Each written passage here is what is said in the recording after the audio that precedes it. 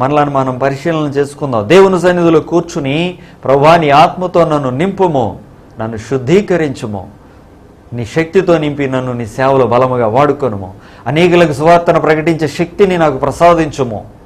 ప్రియులారా, ఈరోజు మనము దేవునికి సహకారులమై ఉన్నాము, దేవుని జతపనివారమై ఉన్నాము. అపోస్తలుడైన పౌలు కొరింథీ సంఘానికి పత్రిక రాస్తూ అంటాడు, 3వ అధ్యాయంలో 9వ వచనంలో అంటాడు, మేము దేవుని జతపనివారమై ఉన్నాము. నీవు నేను దేవుని జతపనివారము, దేవునితో కలిసి పని చేయుట. మిట్ట మధ్యాహ్నం 12 గంటల వేళ యేసయ్య ఒక బావి దగ్గర కూర్చుని ఒక పాపిని రక్షించడానికి ఆయన అక్కడ ఆగినట్లుగా మనము యోహాను సువార్త 4వ అధ్యాయంలో మనం చదువుతున్నాము. యేసయ్యతో జతపనివారు అనగా యేసయ్య ఈ లోకంలో ఉండగా ఎలాగ పని చేశాడో, ఏ పని చేశాడో, ఎవరి పని చేశాడో అలాగే ఉండటం